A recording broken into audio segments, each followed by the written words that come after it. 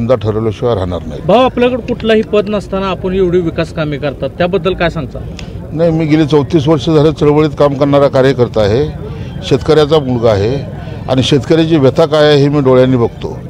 मग रस्ता असेल, पाणी असेल, शिक्षण असेल, आरोग्य असेल, या चारही स्तरावरती आज आमची जी 17 गावं आहेत ही उपेक्षित गावं झालेली आहेत।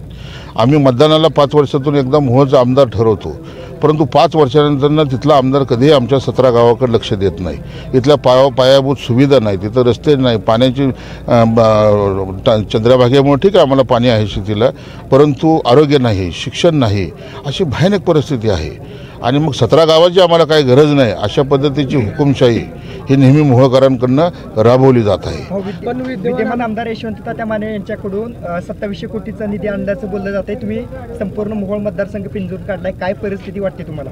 नाही, 2700 कोटी रुपये निधी जर आणला असता तर विटा असेल, पोरगाव असेल, फुलचिंचोली असेल, आंबे असेल, चळे असेल, फुलचिंचोली असेल, पुळूज असेल, नळी असेल, सरकोली असेल, इथं मोठ्या प्रमाणामध्ये कित्येक रस्ते आज आम्ही स्वखर्चातून बनवतोय।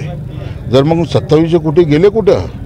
मोहोळच्या दक्षिण भागामध्ये बेगमपूरपासून ते इनके अरबळीपर्यंत आणि सावळेश्वरपासून ते शेटफळ पिनोर पाटकुलपर्यंत भयानक परिस्थिती रस्त्याची आहे। आपण पाहताय, मी 90 लाख रुपये युवतीला दिले, 1.25 कोटी रुपये वरकुटेला दिले, 1 कोटी 10 लाख वडदेगावला दिले, बेगमपूरला 70 लाख रुपये दिले। प्रत्येक गावामध्ये आज पाटकुलमध्ये जवळजवळ 1 कोटीच्या आसपास कामं केली आपण, शासनाच्या निधीतून 50 लाखाची कामं केली आणि खर्चातून 5 रस्ते आपण शेतकऱ्यांसाठी बनवून दिले। हे 2700 कोटी रुपयाची ही दिशाभूल आहे। असा कुठलाही 2700 कोटी रुपयाचा निधी ह्यांनी आणला हे कागदावर आणलेलं आहे, परंतु मी आज या सर्व शेतकऱ्यांच्या सामने एक गोष्टीचा गप्पस्फोट करतो की 2700 कोटी हे कागदावर आहेत। असे 2700 कोटी जर आले असतील तर 2024च्या विधानसभेचा निकाल झाल्यानंतरनं परिवर्तन हे अटळ आहे। आणि मग हे जे आमदार म्हणतायत 2700 कोटी रुपये मोहोळच्या विकासासाठी आणले, या 2700 कोटीसाठी एक श्वेतपत्रिका काढली जाईल, जेणेकरून मोहोळ, पंढरपूर आणि उत्तर सोलापूर तालुक्याच्या जनतेला कळलं पाहिजे की 2700 कोटी आले ते 2700 कोटी गेले कुठं। हे सगळे 2700 कोटी रुपये हे अनगर भागामध्ये गेलेले आहेत। अनगर भागामध्ये हॉस्पिटल, अनगरच्या सगळे रस्ते डांबरीकरण, अनगरला नगरपालिका, अनगरला पायाभूत सुविधा, सगळा काही निधी गेला तो अनगरला गेला आहे। आणि एकट्या अनगरच्या जेव्हा काय आम्ही मोहोळच्या आमदारला निवडून दिलेलं नाही।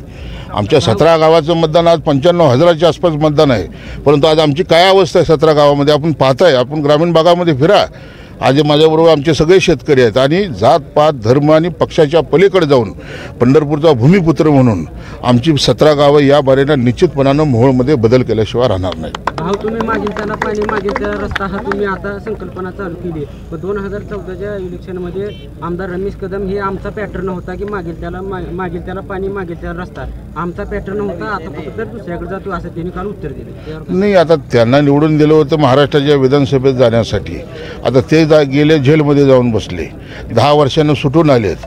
आता 10 वर्षापूर्वी त्यांनी काय केलं ते आज सांगण्यात काय अर्थ नाही ना। 10 वर्ष बरंच पुलाखालनं पाणी वाहून गेलेलं आहे। मोहोळचे विद्यमान आमदार यशवंत माने असं म्हणतात की मला पंढरपूर तालुक्यातली 17 गावं दान दिलेत, त्याबद्दल काय सांगा? पुणे दान दिलेले आहेत। अनगर पाटलांनी त्यांना हे विकासासाठी दान दिले, पण त्यांनी या गावात काय केलेलं दिसत नाही, त्याबद्दल काय सांगा? नाही, दानबीन नाही, पंढरपूर ही आमची भारताची दक्षिण काशी वैकुंठवासी पंढरी नगरी आहे। पंढरपूरची जनता अख्ख्या महाराष्ट्राला, देशाला आपल्या कुवेत घेते।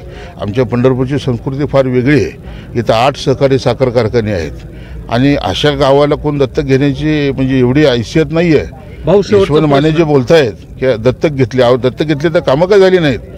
कामं झाली नाहीत म्हणून तर आम्हाला कामं करावं लागतात। दत्तक घेऊन काय करता तुम्ही? आणि सगळ्यात महत्त्वाचं मी आज ह्या कार्यक्रमाच्या निपूरची आशा आहे की आम्ही संकटात असणाऱ्या प्रत्येक माणसाला धावून जाणारी आमची भूमिका आहे। त्यामुळे आम्हाला दत्तक घेण्याची भाषा यशवंत मानेंनी करू नये। यशवंत माने हे गिटकेन उमेदवार आहेत, ते इंदापूरचे आहेत, त्यांनी इंदापूरचं बघावं। आणि आता तानाशाही, दादागिरी, दडपशाही ही संपलेली आहे। लोकसभेत मोहोळच्या जनतेने 65,000नं लोकसभेला प्रणिती शिंदेला मतदान करून दाखवलेलं आहे की मोहोळचं राजकारण कोणत्या दिशेने गेलेलं आहे। भाऊ, शेवटचा प्रश्न, भूमिपुत्र म्हणून एक मुद्दा मोहोळ तालुक्यात गाजतोय, त्याबद्दल काय सांगचाल तुम्ही? नाही, भूमिपुत्र म्हणजे मोहोळ मतदारसंघ हा पंढरपूरची 17 गावं, उत्तर सोलापूरची 24 गावं, मोहोळ तालुक्यातली 90 गावं आणि मोहोळ शहर असा मिळून हा मतदारसंघ बनलेला आहे। त्याच्यामुळे या 3 तालुक्यातला कुणी उमेदवार असला तो भूमिपुत्र.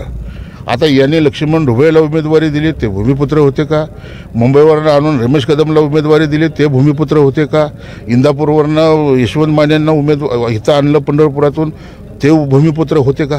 गेटकेन उमेदवार 2009 पासून 2014पर्यंत तिन्ही वेळेला आमच्या माती गेटकेन उमेदवार लादले. ज्या उमेदवाराला या पंढरपूर तालुक्याची, मोहोळ तालुक्याची आणि उत्तर सोलापूर तालुक्याची भौगोलिक परिस्थिती माहीत नाही, इथल्या शेतकऱ्याच्या अडचणी माहीत नाहीत, इथल्या नागरिक समस्या माहीत नाहीत, अशी माणसं निवडून दिली केवळ स्वतःचं अस्तित्व अबाधित ठेवण्यासाठी.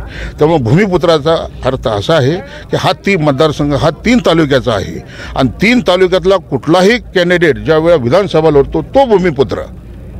शेवटचा